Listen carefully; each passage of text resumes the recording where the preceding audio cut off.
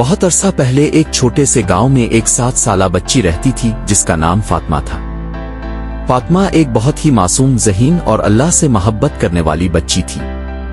اس کا دل ہمیشہ نیکی اور بھلائی کے کاموں میں لگا رہتا تھا اور وہ ہر وقت اللہ تعالیٰ کی رضا کے لیے دعا کرتی رہتی تھی۔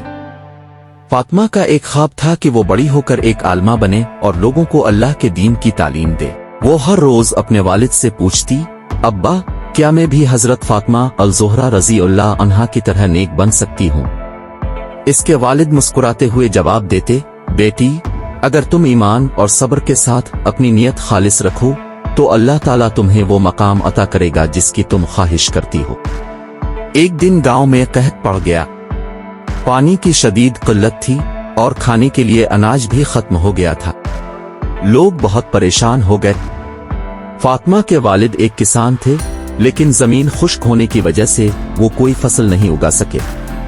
حالات اتنے خراب ہو گئے کہ کئی لوگ گاؤں چھوڑ کر دوسرے علاقوں کی طرف جانے لگے۔ فاطمہ نے اپنے والدین سے کہا، ہم گاؤں کیوں چھوڑ رہے ہیں؟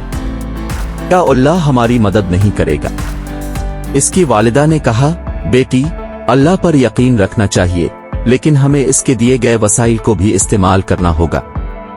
فاطمہ نے کہا، تو پھر ہمیں دعا کرنی چاہیے، اللہ تعالیٰ سب کچھ کر سکتا ہے۔ فاطمہ نے فیصلہ کیا کہ وہ روزانہ اللہ تعالیٰ سے دعا کرے گی کہ وہ ان کے گاؤں پر اپنی رحمت نازل کرے۔ وہ ہر نماز کے بعد گاؤں کے سب بچوں کو جمع کرتی اور سب مل کر دعا کرتے۔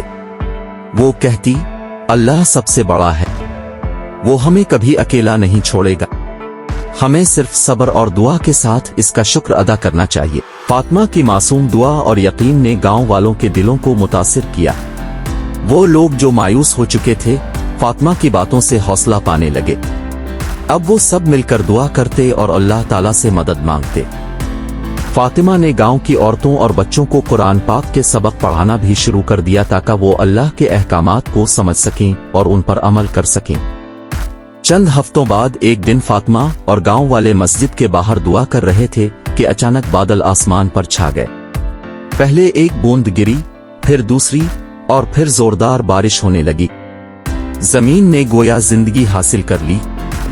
گاؤں والے خوشی سے جھوم اٹھے اور اللہ کا شکر ادا کرنے لگے۔ فاطمہ کی آنکھوں میں آنسو تھے لیکن یہ خوشی کے آنسو تھے۔ اس نے اپنے والدین سے کہا، دیکھا امی اور ابا، اللہ نے ہماری دعا قبول کر لی، ہمیں کبھی مایوس نہیں ہونا چاہیے۔ فاطمہ کی اس کہانی نے گاؤں کے لوگوں کو سکھایا کہ ایمان اور صبر کے ساتھ اللہ کی مدد ہمیشہ آتی ہے۔